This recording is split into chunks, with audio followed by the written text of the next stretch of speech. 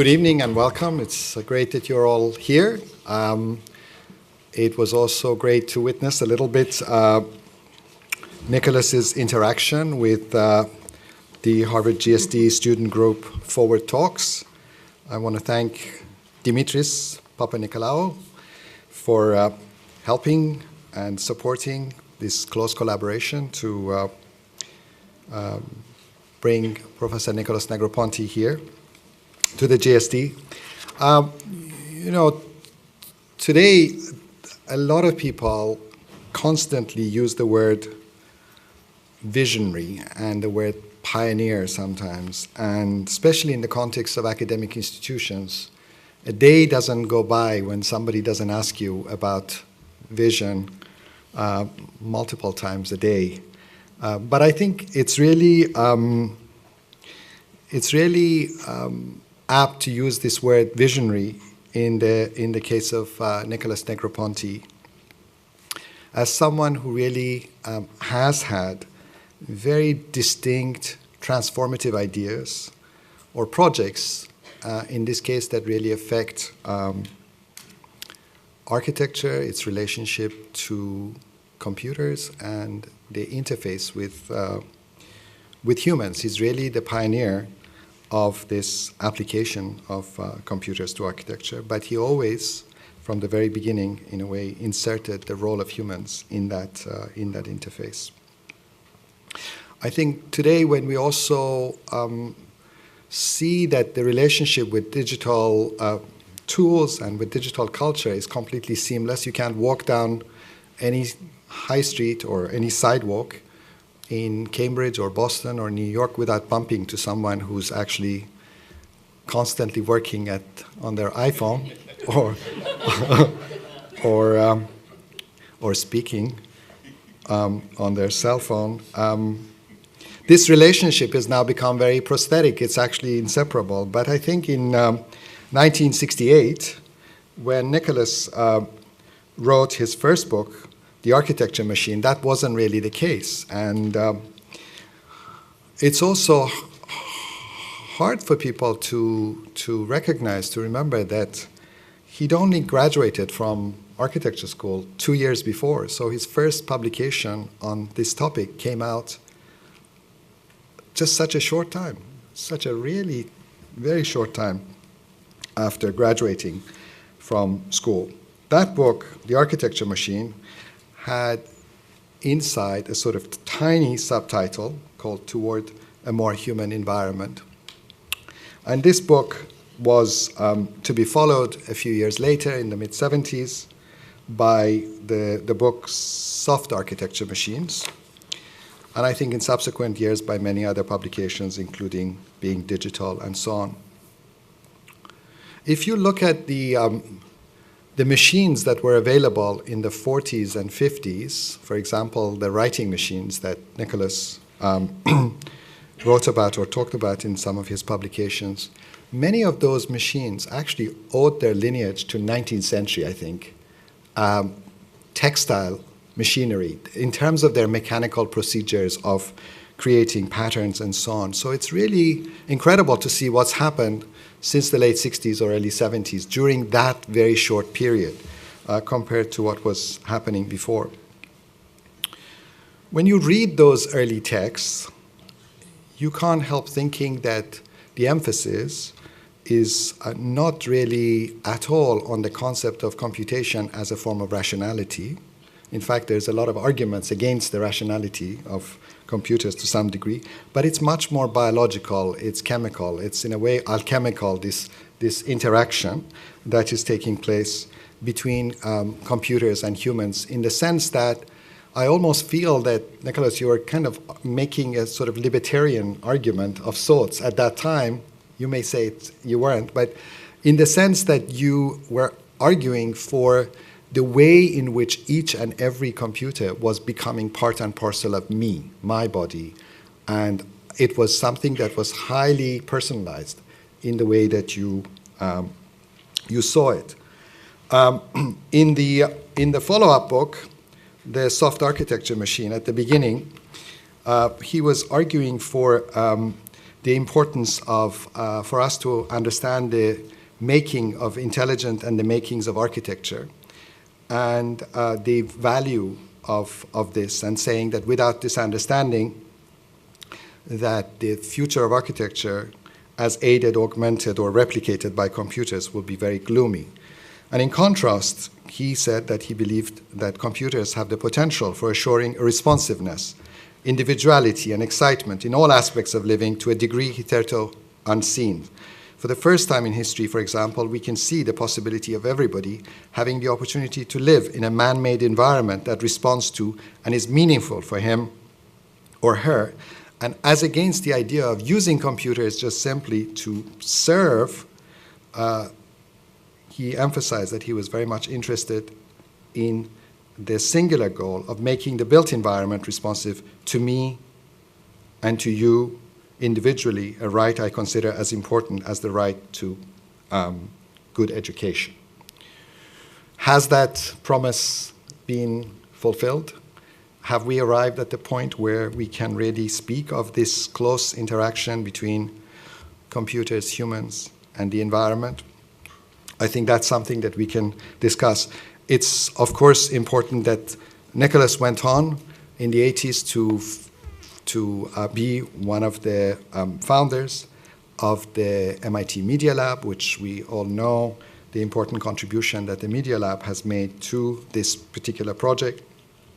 And I think subsequently in the last 10 years, perhaps there's been some shift from the focus on the relationship of architecture, computers, and humans to the freedom, in a sense, that is offered through the availability of computers to a much wider group of people by really creating this project, the one laptop per child, which I guess started around the year 2000 and something. So I think there's an enormous amount of ideas and incredible contribution, and we're all looking forward to hearing you and finding out what is the next phase in the evolution of these innovations. Please join me in welcoming Nicholas Negroponte.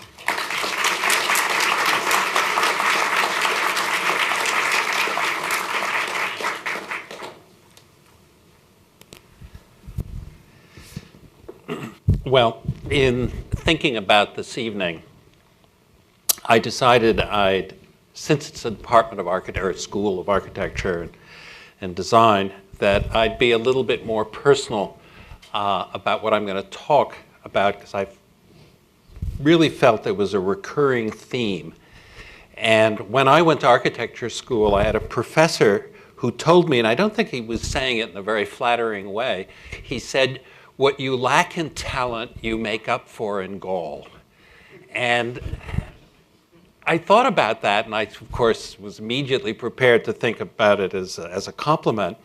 And part of my career was just sheer gall, to be in the right place at the right time, to have, I don't know if it's genetic or how it really happened, but enough security that I just didn't worry about if somebody thought that I was wrong or stupid. I thought that was actually a badge of honor, and that what you would do over time is prove people wrong, and in most areas that may or may not have happened. I'll let you judge that. But when I was in high school, I had done pretty well in math. I'd actually gotten 800s in my SATs. For math, and I won the art prizes. And so I decided that what I should do is go to architecture school. And again, maybe an illustration of gall, I went to see the headmaster and told him this. And I said, you know, I decided I'm going to go study architecture because I do well in math and I do well in art. And he looked at me and he said, and I remember it distinctly, he said, you know, I like gray suits, and I like pinstripe suits, but I hate gray pinstripe suits. It completely went over my head, totally. And I went to architecture school, which was wonderful.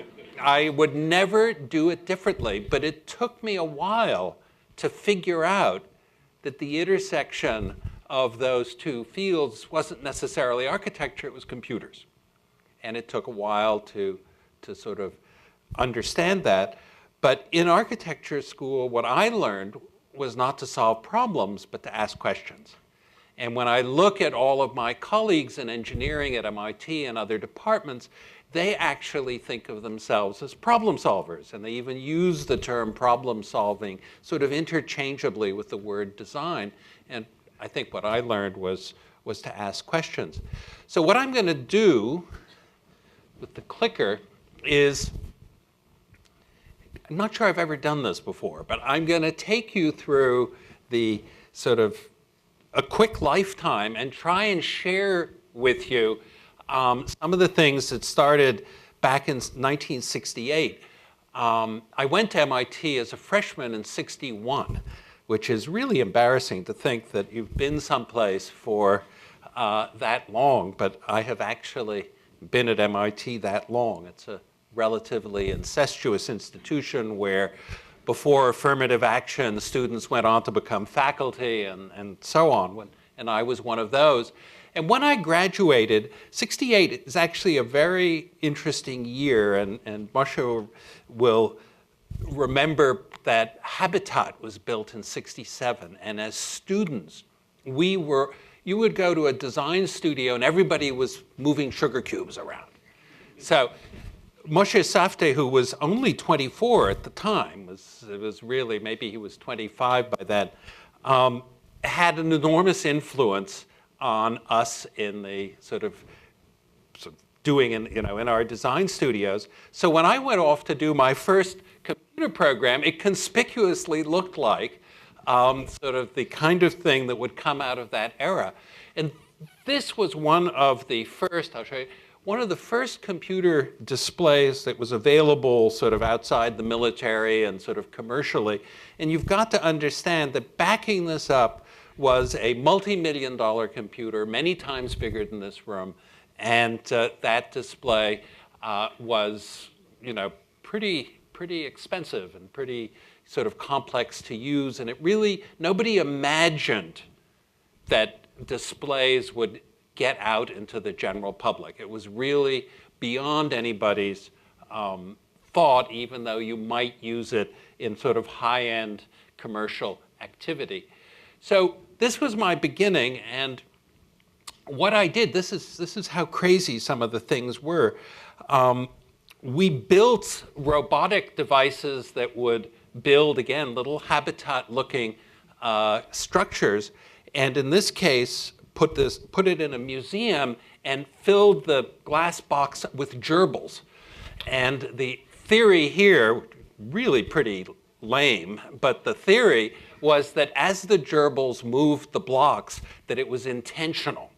And so what would happen is that robotic arm would come and pick up the blocks and put them in different locations. And so you could go back to the museum every other day or so and see a totally different architecture of those blocks. And it was well reviewed and got some praise, and then it got into trouble because the robotic head, which was magnetic, which would pick up the blocks, you sometimes get a gerbil caught in between. And I don't know if you've ever had a gerbil, but there's a great deal of flexibility in a gerbil. So you can come down and you see half the gerbil out on each side, and it's perfectly alive. It gets up and walks away and is not hurt. But this was the sort of thing. We were doing it with impunity, by the way. I mean, some people thought it was silly. Some people thought it was okay. And it took about 5 or 6 years, at least for me, to build up a lab that we called the Architecture Machine Group after the book. And it started to do things that were a little bit less frivolous. And one of them was to build, sort of looks a little old-fashioned, but we called it a media room, which for the first time really ever, had a space where you could go and all the computing was even though it's not shown as such here, it eventually had floor-to-ceiling displays, seamless to the edges, quadraphonic sound, and much more importantly, you could point with gestures, you could point with your eyes, you could speak to it with connected speech. It was probably a couple of $1 million of hardware running this one room that was an experiment in sort of the extreme. And that was back in 78.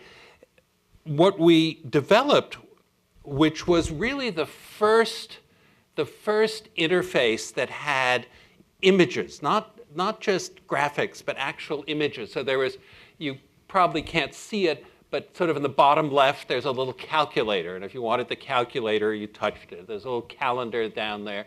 There are books. There are other things. People thought this was ridiculous. I cannot tell you, why would you ever want to touch a display? The fact that it was touchable. People argued against touch-sensitive displays because they said you would dirty the display. Okay, so that was the argument against it. And I said, no, what will happen is you'll actually, in some cases, clean it. There'd be this sort of steady state that your finger would have with the display. But more importantly, that it was spatial.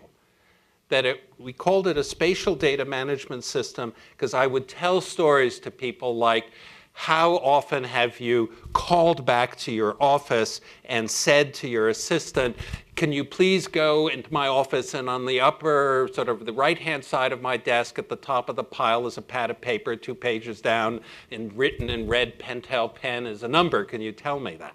People do remember things pretty well spatially, and that's what was copied here. And again, there's actually the calculator, which the calculator was ridiculed, and then, these things get adopted pretty quickly. We had some early video discs, which don't exist anymore, but they were 12-inch optical platters that predated the CD, which then became the DVD. And these discs allowed you to have movies one frame at a time. There are 54,000 frames in a 30-minute movie, and these were concentric rings. So you could actually randomly access the movie, which you couldn't do on tape because you couldn't get the tape to start up, and you had the video discs for the first time it happened. And when they were controllable down to the frame, you suddenly could build a computer interface to do things, and I'll show one in a moment, but here it was a sitcom where you could actually interface with it, not only change languages and have it go forward and backward, but things that at the time were sort of unheard of. And the geometry of these disks is such that you could, and I think it's the next slide, it's this one, you could actually video. In this case, we chose Aspen because you could go down the streets with a camera, and then you could take every turn in every direction. Sound familiar? And you could do that, and if you had 2 video discs, catch this, it's actually pretty, you have 2 video discs, and you're driving down the street on one of them, it's playing the video, and you get to the intersection. Now, what can happen at the intersection? You can either continue straight, turn right, or go left. So there are 3 alternatives, but there are 2 discs. So the second disc is poised at the intersection, waiting for you to decide whether you're going to go right or left. And the reason it didn't matter is because we filmed the turns forward and backwards, so that if you decided to go right, you'd go from where the disc was and play it forward. And if you decide to go left, you play it backward. And the whole idea of playing video backward that made this seamless, again, it's a geometry that actually worked. And this was, whatever it was, 78. That's our car. This is their car, whatever it is, 30 plus years later. And it was, again, it came out of an interest in architecture, design, and sort of being part of that world. In 79, again, this stuff looks so sort of old, but it is old. Again, the idea that you could touch images, and in this case, it was a manual on how to repair a bicycle. I think the next one, no, the next one isn't what I thought. You have to understand that when we take somebody into the lab and show them an image that you could touch and it would talk to you or say things, you could noticeably hear people sucking in air, going, you know, it was so out of ordinary experience.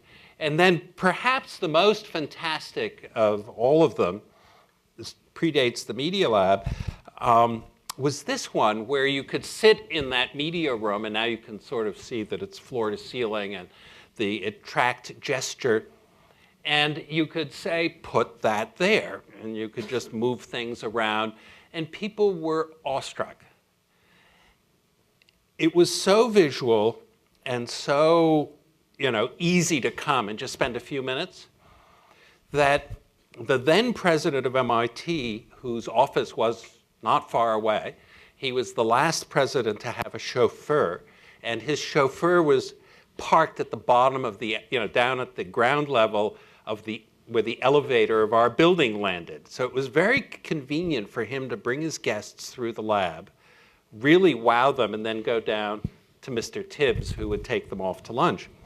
And after sort of a couple of years, got to know him so well, he said to me one day, he confided in me, he said, you know, I'm going to step down as president, and I'm not going to become chairman, because usually the president steps down and becomes chairman, and the chairman becomes chairman emeritus, and everybody shifts up one. And he said, I'm going to go back to do research in a lab at MIT, but my problem is there isn't a lab for me. And I said, this is Gall 101, I said, I'll build one for you. And that is almost accurately how the Media Lab got founded. It's probably a little bit more complex than that. But he not only loved the idea, we then spent the next 3 years raising money to build it and doing things. And well, actually, I won't fast forward because I want to talk about this. So let me open a parenthesis. I mentioned fingers. TED Radio did a very generous program about a month ago on looking into the future, and they took my TED talk from 1984, which was the first TED, and I was like the second talk. And I talked 13 TEDs thereafter, but the first one, I don't know who recorded it, but they got it recorded, and it talked about touch-sensitive displays and why you'd want them and why you'd do them. And then the TED Radio people took Steve Jobs 15 years later and got his audio, and they were just like verbatim. I knew Steve very well and was very involved with him or helped him in the beginning. But this nobody picked up on, and even to this date, and that is that a touch-sensitive display which also picks up pressure, but not just pressure into the screen.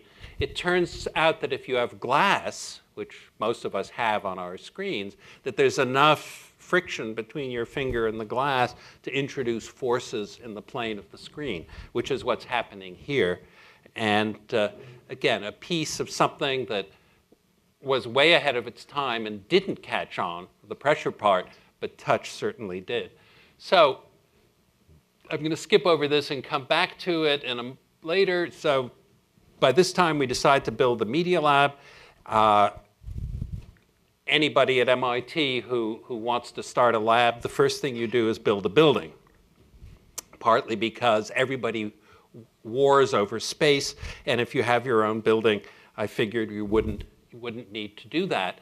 So this was the first Media Lab, and the faculty in it had one thing in common. They, by all means, didn't all come from architecture, but they all came from departments that didn't want them. Okay. That it was really a salon des refusés in a very literal sense. I remember, and I know there's some people in this room who know Seymour Papert, I remember going to see the then provost of MIT and saying, I'd like to include Seymour Papert in the Media Lab. And he said, bless your heart. Okay. Not because there was anything, but Seymour was directly reporting to the provost. And, you know, very creative people are not the easiest to manage. And so they were, a lot of the people who joined the Media Lab were affiliated, with all sorts of schools. Most came out of architecture and planning because we hosted the arts. So the film photography people, the graphic design people sort of came over with us. And that was our first venture. Opened our doors for business in 1985. Steve Jobs was our speaker, our kickoff speaker, and you won't believe this, our caterer was Martha Stewart. Okay, and she wanted the job so badly because she had not quite hit the radar as Martha Stewart. So it was quite an opening. And as somebody asked me before, we had a lot of industrial support, a lot of support from Japan. It got off to a pretty fast running start. And sort of this became home for what grew to almost 500 people, if you counted everybody and the undergraduates and the graduates and the faculty and the para-faculty and so on, that basically had in common not only this Salon des Refusés part, but had in common that they didn't have to raise money. I'd do that. They didn't have to teach. I begged them not to. I said, just do your research. Don't teach a class. Don't have students in a hall like this. Just go and invent and discover and design whatever you want to do, and the students will come in and be apprentices, and they'll be very fortunate to be there, and that you'll do all of these things. And it was sort of the way it worked in the beginning. Changed a little bit over time, but it worked. And from the Institute's point of view, we were sort of not just the golden eggs that were dropping out of it, but the goose as well. And so nobody wanted to touch the goose. And I was never on campus. I was always out traveling and raising money and doing things. So nobody'd even see me. I mean, I tell you, actually, it's a perfectly true story. I was at school with, God, why am I blocking on his name? I'll remember in a second. Michael Douglas was in my class. Michael calls me and says, I'm in Cambridge, and can I come see you? And I said, sure. So I take him around and walk him around the building. This is about 20 years ago. And, you would see everybody sort of melting at the sight of Michael Douglas. And I overhear one student saying to another student, who is that with Michael Douglas? Okay, so I really wasn't there very much, but was sending checks back to the institution and not getting in people's way. I mean, I didn't try to micromanage it at all. They were doing perfectly fine stuff, and whether my cover story matched what they were doing perfectly didn't matter. When people came up to the lab, they didn't compare what I said to what they saw. They just saw a lot of passion, a lot of enthusiasm. A typical response to taking somebody around the building would be, where does it come from? Why don't my kids have that? Or why doesn't my staff have that? So there was the passion factor was very, very important. Ran out of space, built a second building, which is this one. The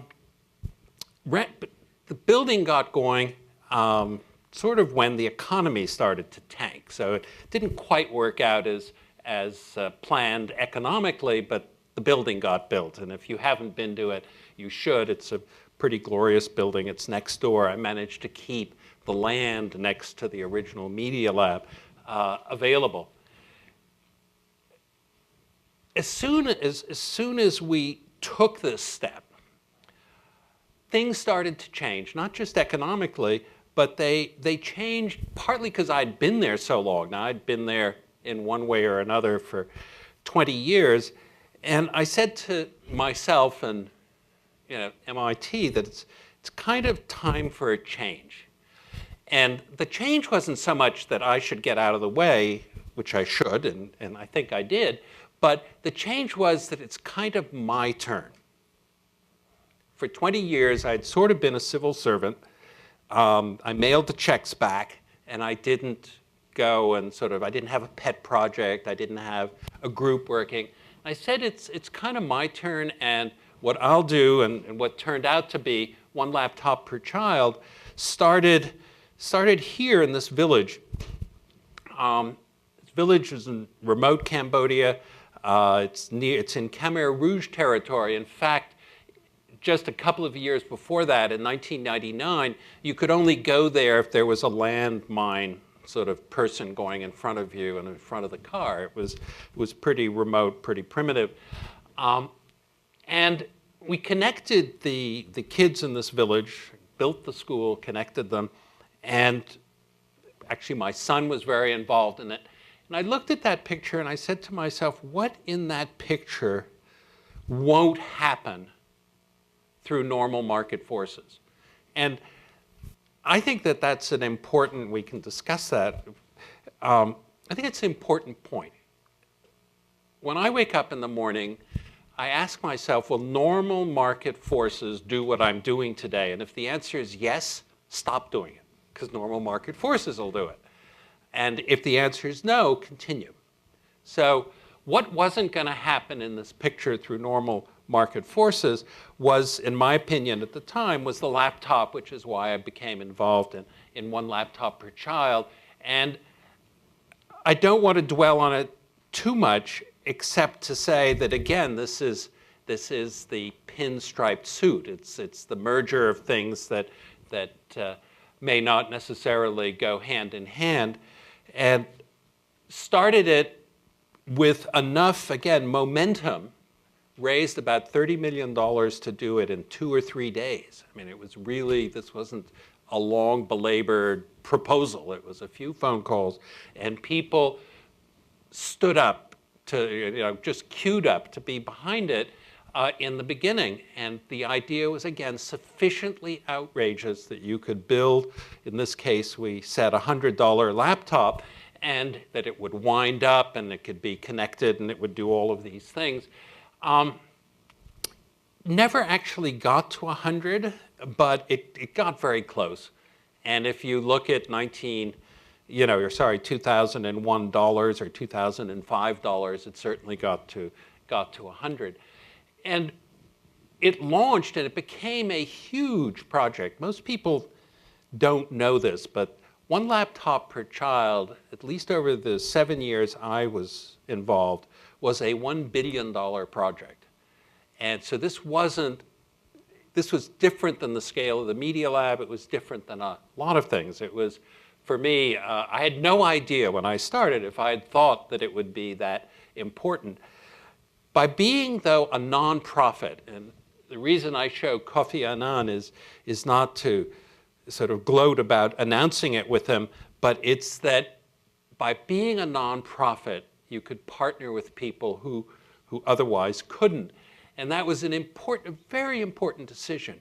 Every single friend of mine, especially at the Harvard Business School, but all over the place, said, Nicholas, make it a profit-making company, make tons of money, and give the money away. And I said, no, that doesn't sound right, because suddenly mission and market get confused, and I have a lot of trouble with the whole idea that there is this middle ground of entrepreneurial sort of do-good business, which sort of works on both ways. I'm not so sure, and it's something we can discuss, I'm not so sure it does.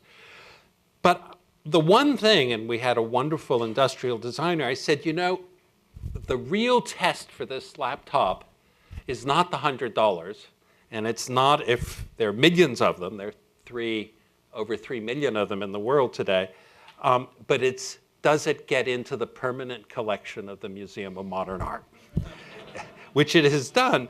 But I sort of he said, oh no, we don't design thinking of going. And I said, well, think about it differently. And this is what we ended up building. I don't want to dwell on it too much. And the first picture I showed you was in Cambodia. The reason I put this one in the deck is it's the same school, slightly older children, that got it started. And then I could show you hundreds of slides that some of them are more romantic and dazzling than others. But the laptop got out there, and there's some countries. There's one country that did every single child within 18 months. Imagine an entire nation. It turns out it's Uruguay. There are 500,000 kids. If you go to Uruguay, every single child from 5 to 18 has a little green and white laptop. Every single one.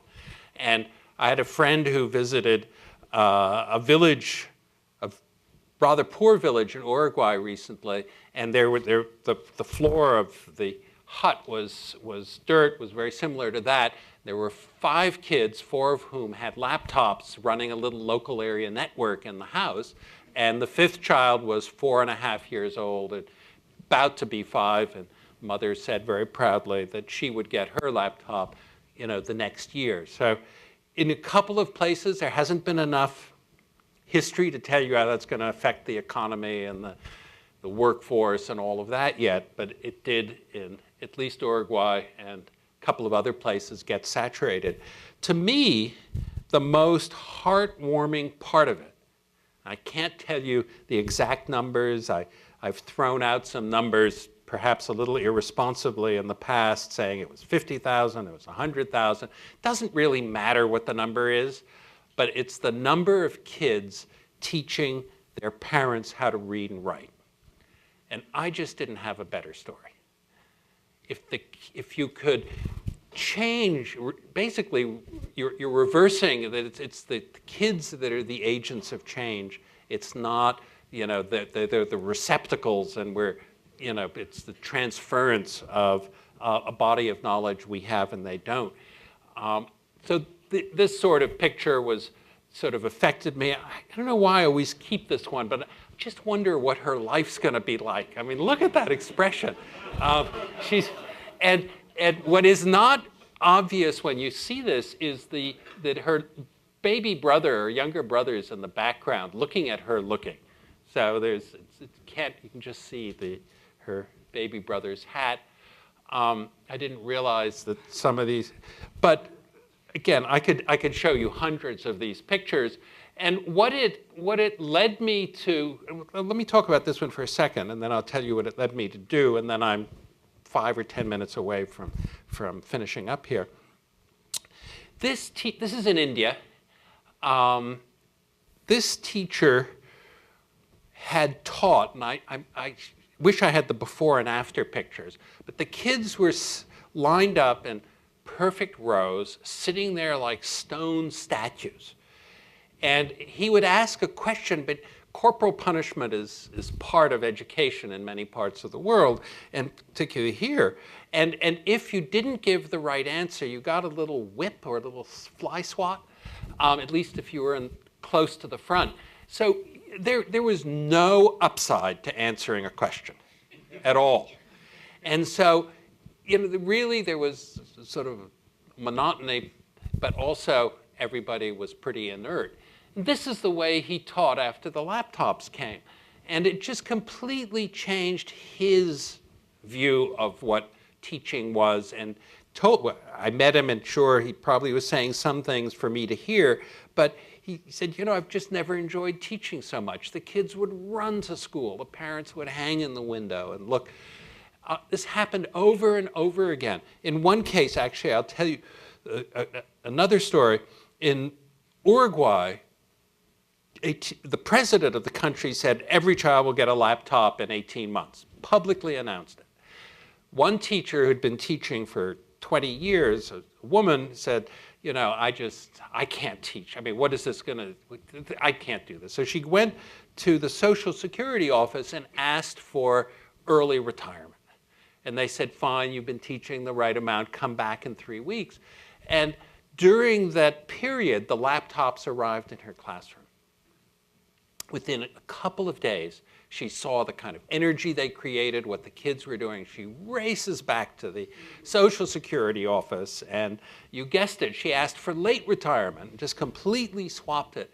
And then in her class, very shortly after, she had, in the case of Uruguay, by the way, every kid has internet address, they're all connected, they have Wi-Fi at school, and most of them are connected at home. And she assigned a project on cows. And I forget if the girl was 10 or 11 years old, again, doesn't really matter, went home, because we always ask that kids be able to take them home, went home and told her parents that she didn't really have an angle on cows, that was, she hadn't thought of what she would do. And her father said, "You're very lucky, because our cow tonight is giving birth. And the laptops have little cameras, and you can stay up and video the cow being born," which she did. And she brought that in as her project. And as you can imagine, it was spellbinding, the best project in the class. Everybody wanted to see it. What was important in the part, there's no reason for you to guess, but she was not a particularly good student. But from that moment on, she was. Just the self-esteem, everybody paying attention to it, and the kids as a group uploaded it to YouTube. So you can actually go find this cow video on YouTube. It's vaca, or whatever cow is in Spanish, and type vaca, Uruguay, blah, blah, blah, and up comes that video. And at the time, 100,000 people had already looked at it. So the teacher said, "My God, I didn't think my homework would attract 100,000 people to look at it." So a lot of things change in the equation, and where I sort of stepped out of one laptop per child a couple of years ago, was to sort of ask myself, what had we learned? It's, with 3 million out there, and some countries doing them pretty massively. And I guess the part, which is why I showed the child teaching, in this case it was grandparents, but teaching parents how to read and write, was the part we seemed to be underestimating. Always we underestimate. We underestimate our own kids and other people's kids around. We underestimate what they can do. And if you have a situation, it turns out there are 50 to 100 million kids, depending how you want to count, who don't go to school because there isn't a school. So I said, wow, if there isn't a school, you have no choice. Yes, eventually you want to build a school, you want to train teachers, but what do you do when there isn't a school? And the only thing you can do is leverage the children. It's the only thing you can do. So that's when we started in 2 experiments, and these are experiments. OPC was a massive deployment. This was an experiment. And the experiment was the following. Could you, in this case, by now it was already tablets, could you drop off, this is perhaps the best picture I have of the evening, could you drop off tablets in a village with no instructions and no people, no humans that know about the tablets, and just leave them there? It's a little bit like the Coke bottle falling out of the sky. And will the kids sort of figure it out? And the answer is yes, they will. Within about 2.5 minutes, the first one was opened. The on-off switch was discovered. These villages don't have electricity. They don't have telephone. They don't have television. The concept of an on-off switch is already pretty alien. There are no cell phones or anything that had them. And this picture is quite extraordinary. The kid on the right had sort of nominated himself as teacher. And what's interesting about the 5 sitting on the bench is that the one on the left is using the tablet of the next kid, the one on the left is using the tablet of the next kid. So this is pretty extreme collaboration, but none of them are running the same program. Within 2.5 hours, 2.5 minutes, they found the on-off switch. And the reason we know that, by the way, is they're hot. These tablets are recording every touch, recording when they're turned on, recording every app, taking pictures, doing all sorts of things. For those of you who are IRB sensitive, this is all IRB cleared, and done according to sort of scientific principles and morality. But the kids are being tracked very carefully. After 5 days, they were using 50 apps per child per day. After 2 weeks, they were reciting ABC songs. They were singing ABC songs. And after 6 months, and this is the extraordinary one, after 6 months, they hacked Android. Okay. This is a village that had never seen reading or writing, had never seen words. There weren't labels on bottles. The closest, I was actually taken to task about that, and I said, are there any words in the village? Are there any written words? And there were some, which we had overlooked, which were the labels in some clothing that kids had gotten in different ways. But really, it was going from scratch, and it was on the force of that I think, that's where I end. It was on the force of that experiment, which didn't really end, it's still going on, that we started the X Prize, which is a very large prize for anybody who can do this for real, or do something like this.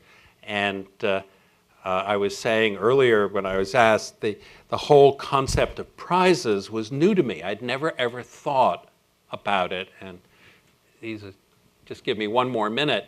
The economics of prizes turns out to be that people spend about 40 times the prize to win the prize. That's because there are many people competing. So if you have, and in our case it'll be somewhere, it's already $15 million, but I think it'll be $25 million. So you have a $25 million prize. You don't have to be a rocket scientist to multiply that by 40. And I just never thought about it. There's a problem that isn't being addressed, and you want to put $1 billion at that problem. You want to focus it. Yes, you could go to NIH, you could go to NSF, you could go to a treasury.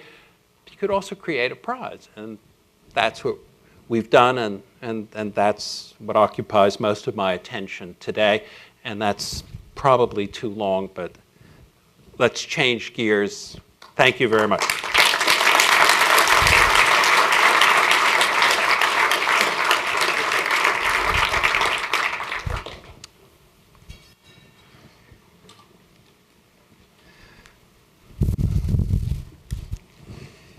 So Nicholas, thank you very much. Are these on? Can you?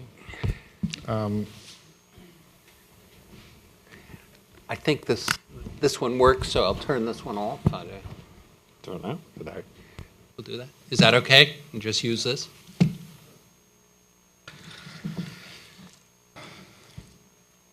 So I just want to go back a little bit to the beginning, because I think we can come back to the one laptop and the X Prize hopefully later on, and we can also open it up and see what other thoughts or ideas people have. But I think you went very quickly through the first part, which is really the books and the architecture machine group.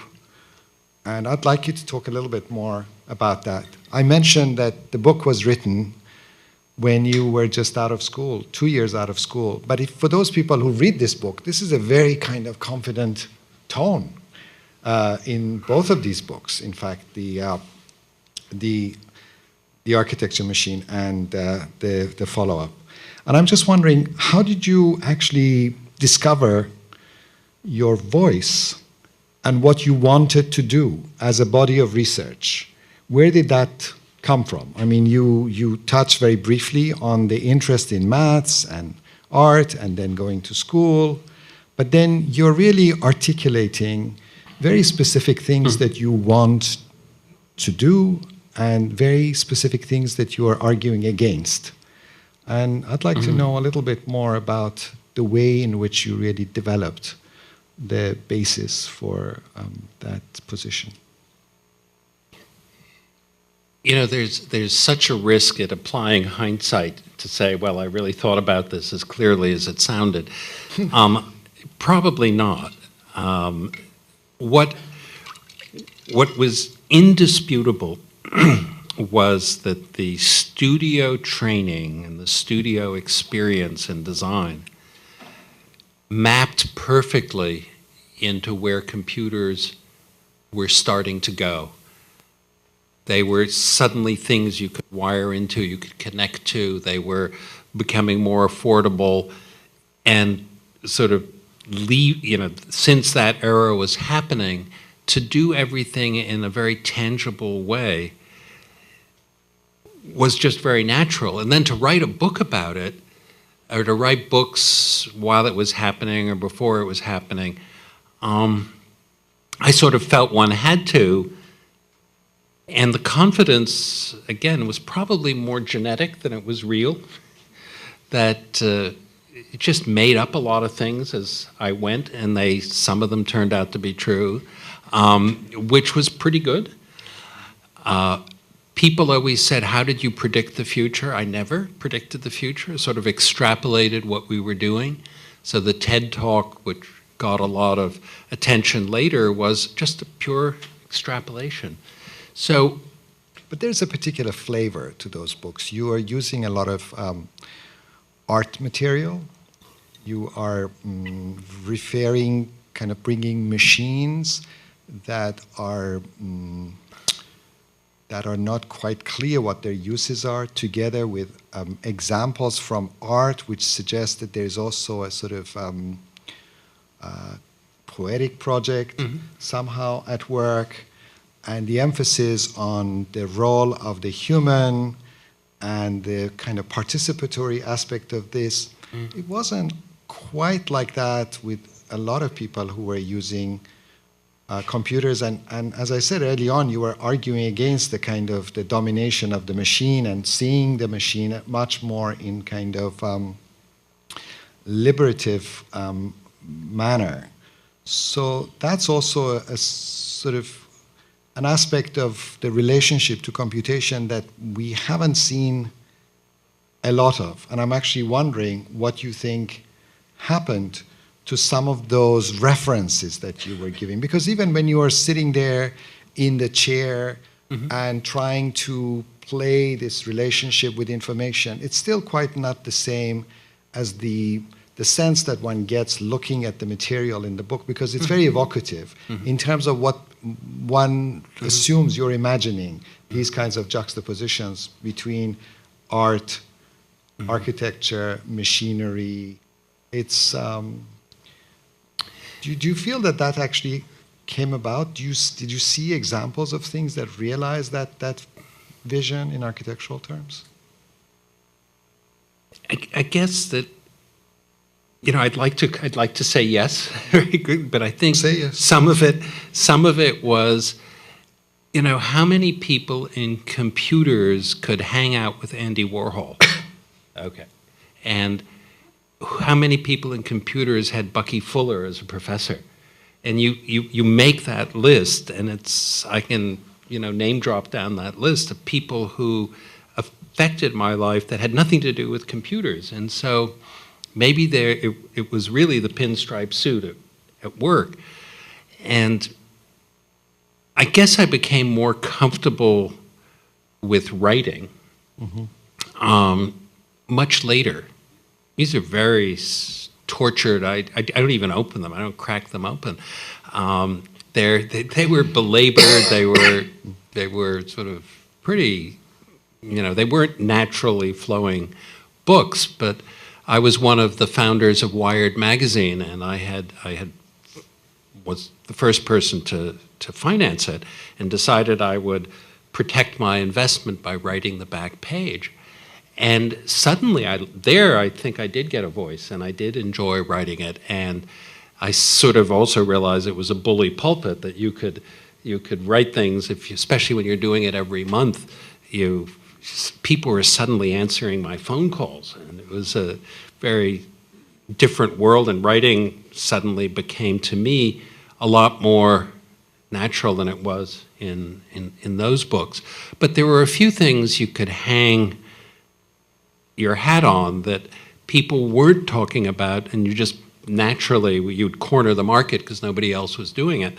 And just the whole notion of personalization, and that machines would be used by people, and that media would become a different word than mass media, and you could pick a few of those things that you could almost say with certainty we're going to change. So there was things that, you know, again, being at the right place. I'm wondering, what do you think happened to architecture as a consequence of this? Because it's interesting, when you got the chance later on to commission that first building at MIT, it doesn't look like a building that's been had much to do with the intersection of humans and computers. It didn't. So I'll tell you a story about that building, actually, which is also missing from history, and this is not off the record. I.M. Pei is an extraordinary person. You probably know him. And he's a graduate of the school. Yes, he's a graduate of MIT too, so he's a graduate of both.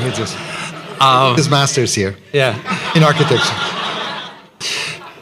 But a wonderful man who designed an extraordinary building and you would have loved it. It actually fit the description that I think you would have, wished for, what might be something called the Media Lab. And when the first cost estimates came in, they were too high.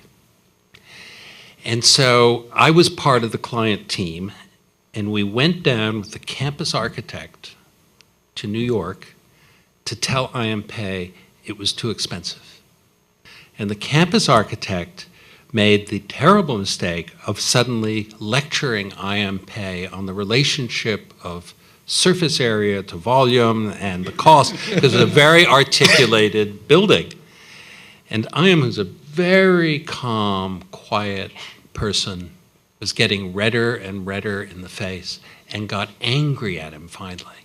And he said, I know that a sphere is got the most volume for the least area, and in a sort of Cartesian world, it's a cube, so I'm going to give you a box. And just indulge me and let me cut little pieces out of the two corners. And that's how the design happened. It was a fit of pique.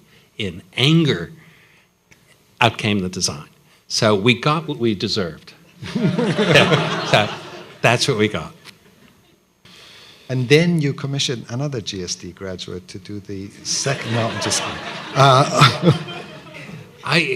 kidding. What do you think about the Maki building? Well, Maki is first of all, the Frank Gehry building and the Maki building were being built contemporaneously or designed contemporaneously. And a dear friend of mine was the head of the client team for the Gehry building, and I was either the head or co-head of our client team. And we would compare notes. And his name was Mike Dertuzos, and Mike would say to me, we go to our meetings with Frank Gehry and we tell him to calm down. Calm down. And I said, well, we go to our client teams and we tell Maki to liven up. Because Maki had come into my office and had drawn a square, and I said, oh God, another cube. So I made a special trip to Tokyo to have lunch with Maki to tell him to liven up. We go to lunch. I just remember there was a tablecloth, so it was pretty fancy restaurant, just the two of us. And I screw up my courage to tell him that the reason I'm there is to get him to liven up. And again, he didn't quite get like I.M. Pei and sort of get too angry, but he picked his napkin, his cloth napkin, out of his lap, and he threw it on the table. He said, that's a Frank Gehry. And he said, when you look at the plans, you'll see it's sliced in it, but the outside is very explosive. He said, my building is going to be an inside-out Frank Gehry. It's going to be a box, but inside it'll be explosive, and that's better for you because of the climate. It's too hot in the summer, too cold in the winter. And boy, he talked me out of that, and I went back and I said, yeah, and he was right, and I was wrong. And the building doesn't work for other reasons, but it is pretty close to being a Frank Gehry inside out. Great. So that's how that happened. Being client's hard. It's very hard. It's very hard. It's very hard. Being a good client is really hard. So I remember, it's actually a pity that Moshe is not here. I wish he were. Because he was supposed to be here, but they're away. Yeah. But I remember in another context, you were saying that when you started the Media Lab, you actually didn't imagine it to last for a very long time, or at least you didn't want it to last for a long time, because you deliberately wanted it as a kind of short-term exercise or project. What was that about? And well, it turns out, and I didn't know it before this evening, we were both influenced by the same person, Gordon Pask, and when people would ask me at the time, I said the Media Lab should be like cybernetics, not like electrical engineering. And when electrical engineering spun off from physics and became a discipline which then continued and has continued very successfully, that's one route. And I thought cybernetics was another. It was sort of a field that only lasted, depending how you count, 15, 20 years. But it just kept producing new fields and subfields, and different things would spin out of it. And some people would argue that computer science came out of it, a lot of developmental psychology. I mean, there are people who will say that many things spun out, and I thought that was a pretty good model. And so I would actually tell people at the time that I wanted it to be like cybernetics, that it would come and go and then have all this generative sort of value, which of course it's almost harder to end institutions than to start one in sort of academic environments. So it's continued, and it's continued very successfully in many ways. I'm not arguing that, but that wasn't the original plan. But you were also saying that soon after you developed the Media Lab, you wanted to really promote the role of research and the independence of research and people not teaching, and then you were off on the road raising money and so on.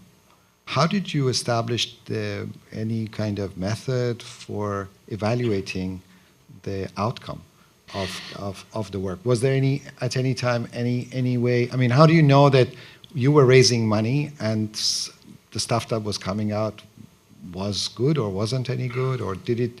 I mean, you implied that a lot of it had its own value, but it would be good to know whether there was some way you kind of reflected on the outcome. Well, you know, you've probably run tenure cases.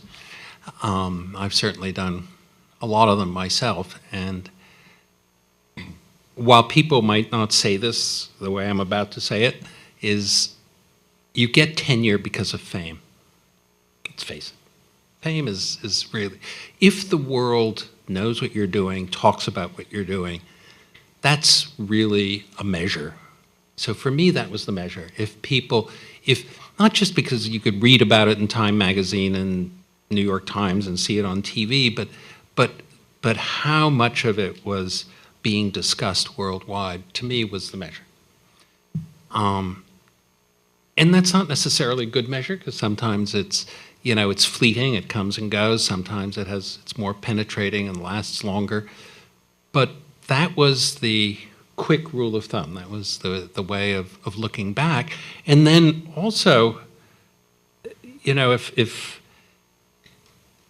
money keeps flowing in, somebody thinks you're doing something interesting. So there was a little bit of a self, if you could continue the kind of funding. You have to realize that nobody was funding the Media Lab to do something.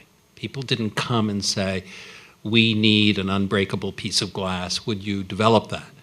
It was funding discretionary research where they had no control over what was being done.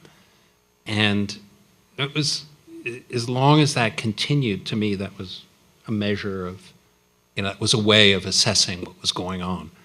Sounds a bit superficial, maybe was, but again, the history has played out a little bit on my side in the sense that a lot of things have spun out of it, a lot of very different things. And what will happen over the next 20 years is to be seen, but it's spreading and spreading in terms of the areas that it covers, because it's not, the original idea behind the Media Lab. And I should have said this when I talked, because it's one of the pinstripe suit stories.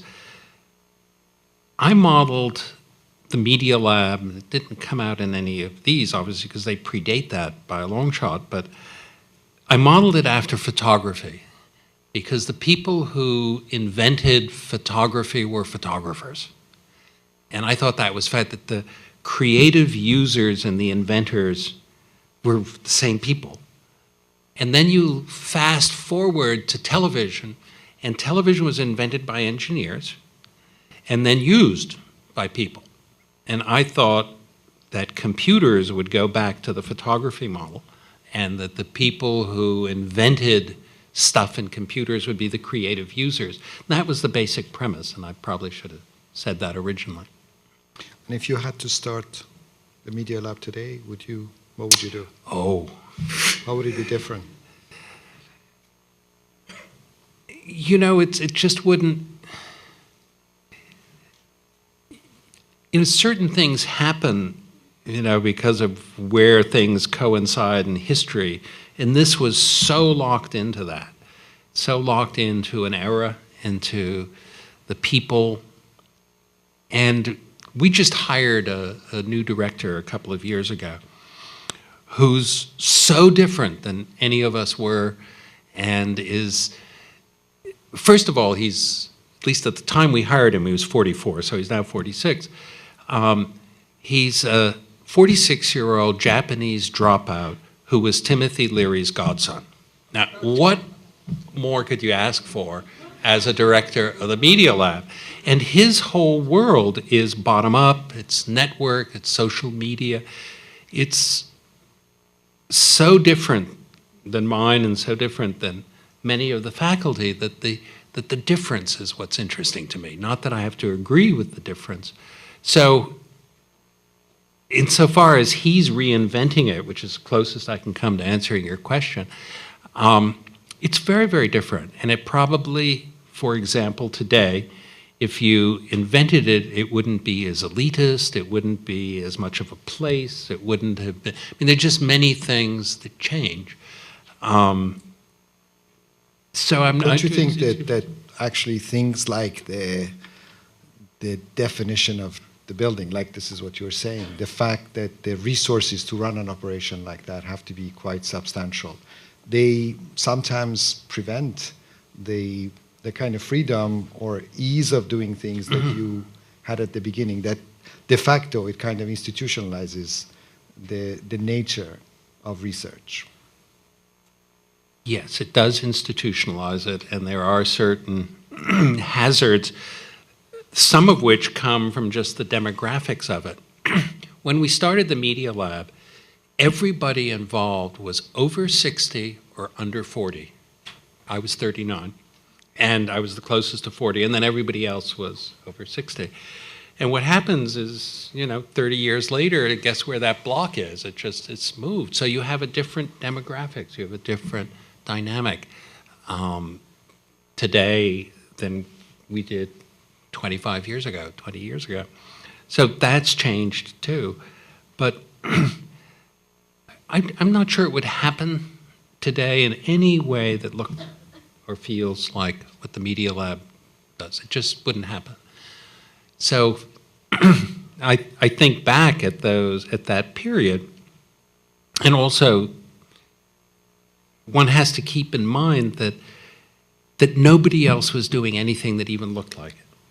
Now a lot of people are doing things that look like it, but nobody else was doing it. And so again, to be a pioneer is you enjoy a certain pioneer's license that you lose as more and more people are starting to do it, which is good. You want more and more people to do it. And then you want to go off and do something else, which is edgy and different. And then it's sort of unacademic in the sense that you tell faculty after a while, well, you know, maybe you should start over and do something different. That's not the normal mode of operating. Maybe we can open it up. I do want to discuss the one laptop, but Rick, maybe if we do we have a mic here? Are there other people who'd like to ask questions, or could we get a few mics? There's a mic just sure there, and then maybe afterwards you can pass it down here. Maybe here you can also give them. Yes. Well, I assume that your building, Amaki's building, doesn't have nearly as many lawsuits as the Gary building. But no. the real question I have is, how do you decide now which X prizes you want to support? I'm only involved with one, and that's the Learning X Prize. X Prizes, there have been about 5 historically, and there are about 3 or 4 more cooking.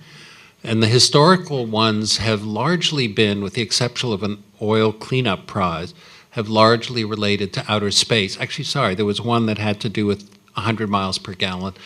So there were 2 that weren't outer space, and the others were pretty much related to outer space. And one that's going on right now is the Moonlander Prize.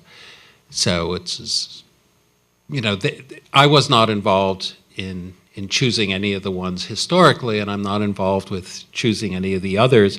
What happened is that I was asked to help them think about the Learning Prize, and at one point somebody said, well, would you do it? Would you run it? And so that's how it happened.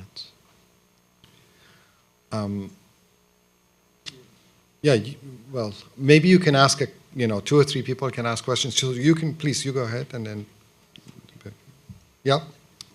Yes, it's working. No, it's not working. It's not working, but that's okay. Well, maybe the this is person an behind international you, problem. It's like running out of ink and magic markers. Is this on? Yes, it's you're fine. Yeah. Yes, thank you. If you were to start a lab at Harvard, the lesser of, Where's your voice coming from? Sorry. Up there. There you are. Okay. obviously the lesser of the 2 schools, what lab would you start today here? First of all, it's not the lesser of the 2 schools. Jerry Wiesner, who was my partner, would always refer to Harvard as the world's best university, because keeping in mind we're an institute at MIT. We're very liberal about saying that. And Harvard is there are many things, that I could think of doing at Harvard. I'm not sure there's anything generically Harvard that I would pick because it's Harvard versus some other place. So I'm not sure I have an answer that relates to it being Harvard. It's really about the people and who you are and what you want to do. And you have to understand that MIT as an institution is, I used to know the numbers by heart, but let me say it's 80% research and 20% teaching, if you look at sort of where the money is flowing, the people and the energy. And a lot of that is tilted because Lincoln Laboratories is a huge piece of MIT out in, not even in the greater, well, it's Route 128. It's a huge center of research. So research is a more common phenomenon at MIT. And so the labs will come and go and they'll start up and, they'll be, if you go for any year, you'll find new ones. And it's very entrepreneurial in that sense. So the academic departments, which move much more slowly, much more structured, they're much homogeneous. Last department that we eliminated at MIT, to my knowledge, was nutrition. And it was quite a few years ago. So it's not a fast-changing organization. And I think of Harvard as having, maybe it's not 2080, but it's probably different than MIT in terms of how much research is done versus teaching. So I don't have a quick answer for that, but maybe afterwards you can tell me what you do, and then you know, make it be that. Please. So good evening again. Okay. So I would like to go back to the one laptop per child project, and I understand probably the reasons that led to establishing the project were related to humanitarian reasons, like bringing education to developing countries and stuff. And the method for doing that was articulating this very cheap device that you could give away and stuff. But I couldn't help make the analogy with similar projects that are going on right now, specifically, for example, the Raspberry Pi Foundation. And although the motivation is probably different, the methods are rather similar. Also putting together this very cheap machine and make it available for kids. So I was wondering if you could give us some of your point of view of the similarities or difference on how you see these other projects. Well, Raspberry Pi is a rather small, more techie, almost hobbyist approach to making computing affordable and flexible, and they got themselves a little stuck with Linux, as we did too, by the way. But it didn't start from the same point of view. It wasn't trying to in any way be sort of humanitarian. I thought you were headed in a different direction, because because one of the most common criticisms I got was, you know, why would a kid need a laptop if there's no, you know, clean water, or there's, you know, they're starving and they're missing, and that usually was the question, which is not one that Raspberry Pi has ever faced, and we kept facing it a lot, and the answer was very simple. You just asked somebody to substitute the word laptop with the word education and see if the sentence still worked. And usually it didn't. So the mission was really a education and learning project. The laptop was somewhat incidental. It ended up being, you know, flypaper, and Microsoft and Intel, amongst others, went after it with a certain vengeance, because it really was disturbing markets and disturbing sort of what had previously been a relatively cozy relationship that really wasn't in the consumer's best interest. So we ended up doing things we hadn't anticipated doing that had more to do with the impact, or had every bit as much to do with the impact on industry.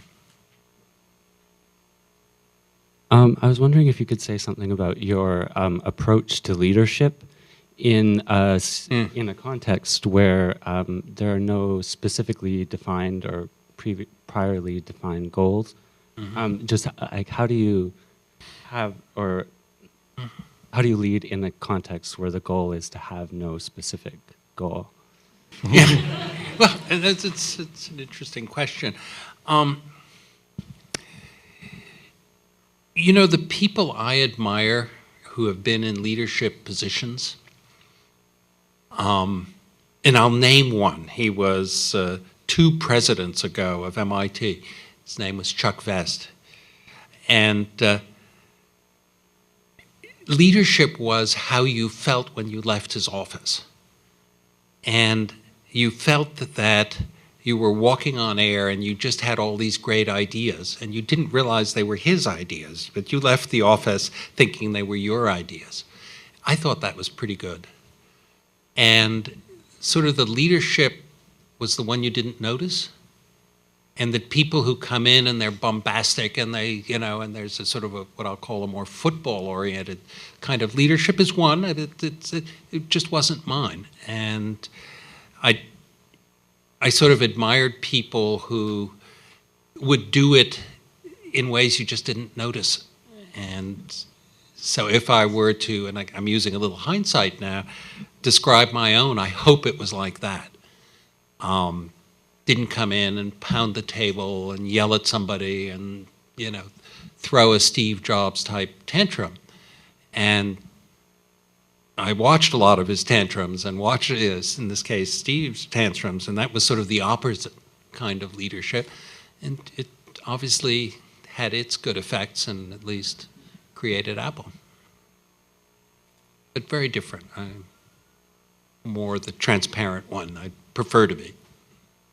Who's got the mic? Can we get... Okay, you go here. If you have a mic, please, use you it. go, then Or there, or- and then can we get a mic to the lady here too? I was just wondering, going back to the couple Sorry, of questions. where are you? Oh, there you are. Sorry. Okay. Just going back to a couple of questions ago, when you were kind of equating technology with education, I'm wondering if you could kind of extrapolate that and talk about the role of technology in education at a place like the GSD or the Media Lab. Like, do you think, a computer is the education or software? And I had a related question up here. Okay. Okay. How do you think the research that's going on in the Media Lab, especially with human dynamics, is going to change the way architectural design is practiced? Ooh. Well, maybe you can answer the first question first. Yeah. That's like, that wasn't exactly the same as the first one. But then we go to you. Okay. To stick to, I'm a little bit more comfortable answering the education one than the architecture one. What I've come to believe recently is that there's a huge difference between education and learning, and that education is a little bit like banking and learning's like economics or something basic, where you can't have a strong economy without banks and banking, but there's something basic about economics and finance, which maybe banking is one, can change, may have new ways of doing it. And education as an institution is very different than learning, because we certainly managed for the first, let's say, 5 years to do a lot of learning without being in a kind of institutional setting. And then you look at a country like Finland, which is now getting more and more acclaim for its extremely good education, and there's no testing. Kids go to school in Finland, there's no testing. There's no homework. Reading doesn't happen until the second grade, and you say, wait a minute, this seems like a vacation, what's going on? It's the exact opposite of what's happening in a lot of Asian countries. And it's very dissimilar to what's happening in this country. So I've always thought of technology not as sort of a tool for the institutional side of the equation, but more for the sort of learning by playing and learning by doing, and it's more that side. So I've looked at technology more as a means of expression than, sort of communicating or transference. And you get things like the MOOCs that are happening now, or Khan Academy, and that's all separate. It's not even part of the same equation, especially for early ages. How that affects architecture, I'm not sure I have even a vague answer at this point. But have you been involved with any of the edX and any of these things that are part of the Harvard, MIT online learning, which indirectly relates to? Well, I was pretty annoyed at MIT doing MIT X, and then when Harvard joined it, I thought, boy, that's good. I was quite relieved that Harvard became part of it, because I thought it would be grounded better than it would be at MIT just alone. But as you get down in sort of lower and lower ages and you get Khan Academy, I look at something like that and I said, how could it be? How could Khan Academy be even remotely celebrated, because almost everything it's doing is wrong?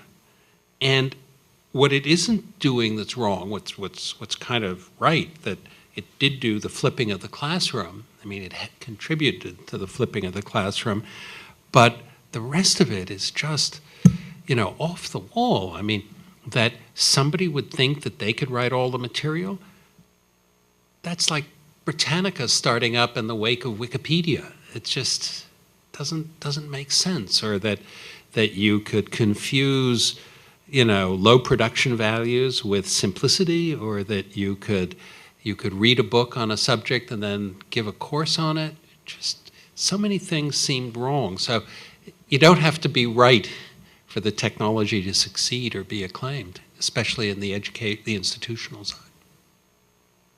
Hi, I'm here. I have a question about kind of going from the Media Lab, which is a kind of intellectual academic endeavor, and I think it's kind of very almost heroic to kind of learn for the sake of learning without, having a clear goal. Then to move to one laptop per child, which I would guess kind of opens you up or makes you vulnerable to a kind of critique, which has to do with kind of trying to save the world, or even if there are no such intentions, it still has ideas of colonialism, we're trying to help, stuff like that. So I wonder if you could talk about, having done that, how did you deal with that? And if architects or others kind of move out of their very specific disciplinary research and try to kind of go out there and do something and on a broader scale, what things should they keep in mind? Well, first of all, let me agree with you that it was a dramatic change, and just in case I would leave any ambiguity, I was trying to change the world. I mean, I really felt that that's what the mission was. The colonialism is a separate, we can have that discussion for hours, and I certainly hope that it doesn't have those elements. But the part that I noticed was that at the Media Lab, my role was to be a light bulb. And my role at one laptop per child was to be a laser beam. Just pointed, there was a little dot. Everything had to do with getting to that dot. And I would jokingly tell people, my horizon used to be 10 years and now it's 10 months. I mean, it was very, very different. It's nonprofit, supposedly saving the world and doing, but it was a totally different behavior. And enormous contrast between the two. And, I think the difference now with sort of maybe the X Prizes in between the two is that you just get a lot of energy from a lot of people doing things that you're not controlling, you're not trying to focus the laser beam, but it is in a particular area and will hopefully give that area momentum. Now, how that relates to the second part of your question, I'm not sure I can answer as easily, but I noticed today, actually let me say it in a different way. I will meet people who are 55, 60 years old, who have had enormously successful careers in whatever it may be, banking, business, whatever. And you meet them at a cocktail party. And what do they talk to you about? They talk to you about their experience in the Peace Corps. Very commonly. And I'm saying, wait a minute, you have all this in.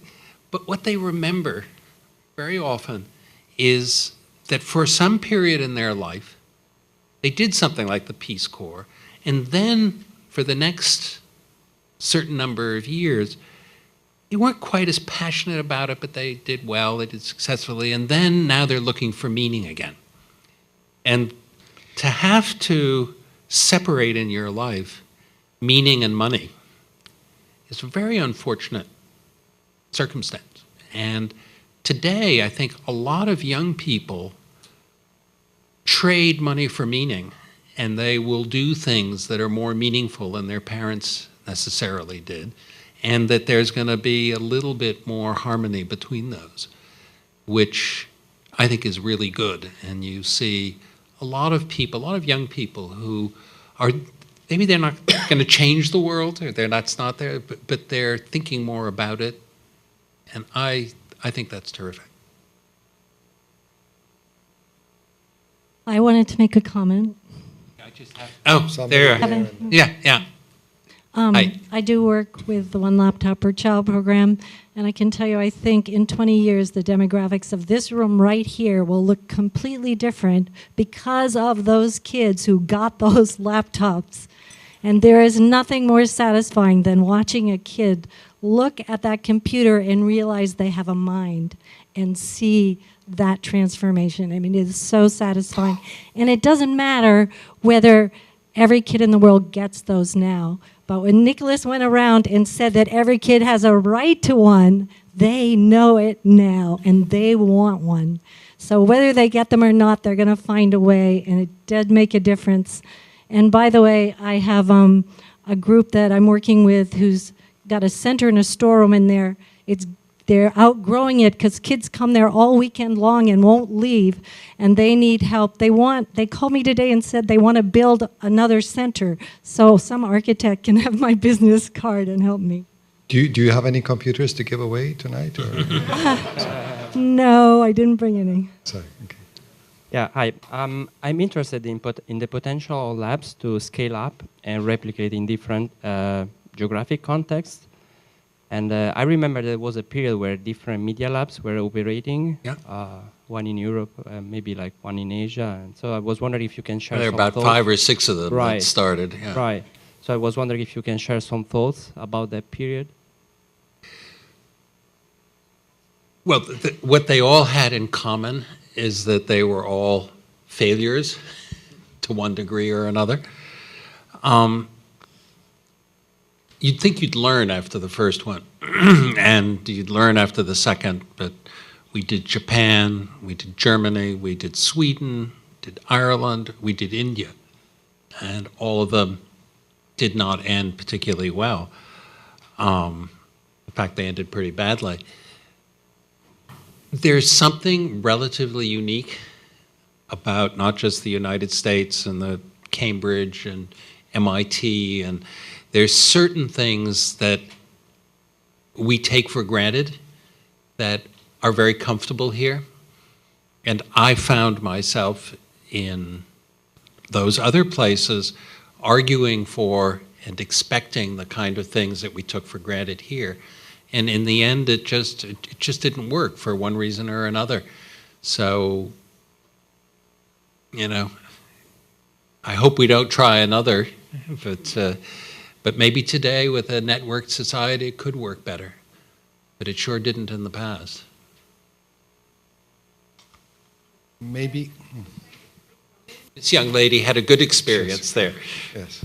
I just wanted to say that maybe the Media Lab Europe ended up not working, and the legacy, it was 5 years, right? Yeah. But all the people who were there, and when I was there. She was at Media Lab Europe. Yeah. All the people who were there now are like amazingly successful, having, and I'm a GSD now, so. They have like started companies, and I think and we are a very strong family. So we meet every now and again. It's been 10 years that it's more or less closed, but it's just been an amazing experience. So you should feel still like that it worked somehow.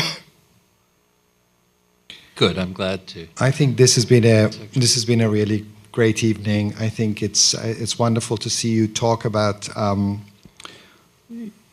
history with such openness, with such frankness, and really acknowledge the kinds of things that have worked for you, have excited you, and what is motivating you now. I do think that this whole area of what research means today is a big conundrum in a way, because the person who was asking the question, I think, disappeared. But it's true that the first part of this work, with your own work, with the Media Lab, you were really promoting the idea of open-ended work that didn't really have to have necessarily an instrumental end. And, it's also true that when you decided to then have your own time, like the former president who wanted the lab. Your lab became something highly instrumental, highly related to the idea of impact. And it wasn't really, I mean, it has research consequences, but it wasn't about research. It was about impact. It's about doing things and having consequence. And I think in a school we are caught between we caught in this tension between the idea of research that has this open-endedness, and really its relationship to impact, its relationship to consequence. It's never for us so precise and direct as the one laptop, but it's also, in a way, not so completely open-ended, in the sense that I think some of the questions that people are asking relate to the notion of disciplinary knowledge, for me. Because I think that when you were at the beginning dealing with the interface between computation, humans, and architecture, there's also a certain belief on the part of the participants, I think, at least I'd like to believe, that there's also the search for the possibility of a different architecture, that this also becomes part of an investigation towards the adding to the discipline of architecture as a body of knowledge. And I think this project is still open today. I think this is something that is not, in a way, solved, because it seems that a lot of the investigations in the area of computation did go, I mean, in terms of offices and so on, it has gone towards this idea of archiving, documentation, repetition, and so on. And I think this is why I think tonight, and your comments and the participation of this audience, I'm really excited by the way in which also some of those ideas related to the way in which one works, to the way that one investigates, through the discipline of architecture, because I think a lot of the things in the Media Lab also went outside of architecture, really. They have very little to do with architecture. They also need to be put back on the table, and I hope that you will come back and you will work with us, and we can really open up live 3 blocks that away, discussion. so Yeah, he lives like hard. 10 minutes away, so we're gonna get Nicholas to be part of this, and I hope that you will, in a way, engage in this next step, which is not to see this as something which is just part of history, and now we have the software, but that we really re-engage with that possibility of working through the idea of the doing of architecture and the thinking and the kind of imagination that has really been at least intimated in some of that early work. So we hope to see a lot more of you in the coming months and years. And thank you very much for being here, and look forward to seeing you again soon.